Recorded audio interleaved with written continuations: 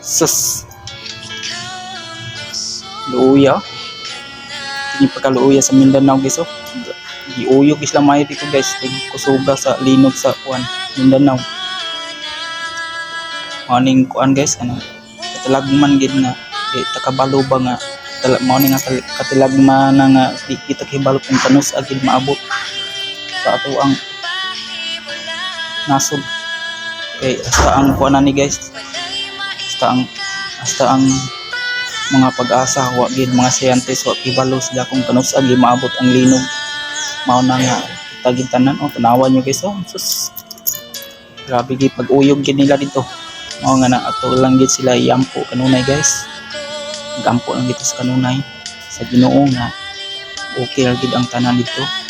Nya silang tanan to okay ra gid. Di lang kita kuan gid nang mahadlok kita kuan kita salig lang kita sa Ginoo. Magi na ato ang kusog ato ang pag kuan nga salig lang kita niyang tanan ato isalig pa niyang tanan ang tanan guys kay siram gid nang ibalo gakupot niya ato ang kalibutan. Mao na nga mag-ampo kita niya og kanunay nga mag-ampo ta sa tagadlaw adlaw kung taga-oras ug taga-minuto. Siya gid number 1 gid siya guys ang atong sandigan kanunay ang Ginoo ng Kristo na mao gi nagbantay kanato ug wa gi kumo sa pagsalig kaniya kay likay ra ta niya sa mga kalagman sama na mga linog ug bagyo.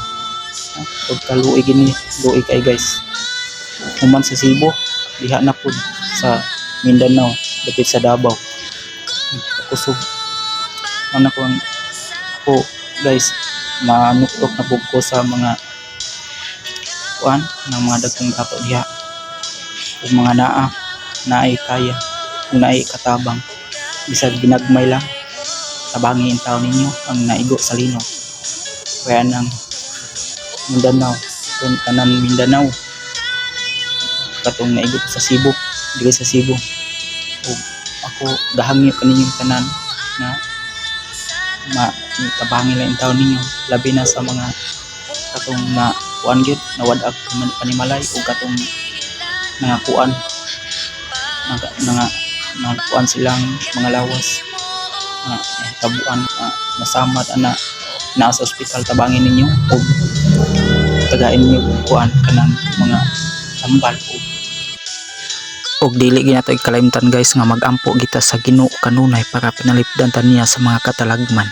Mao gina guys salig nito niya iya gitang tabangan ug iya tang kaluyan pirmi nya. Thank you, God bless you. Bye bye niyo guys and God bless you.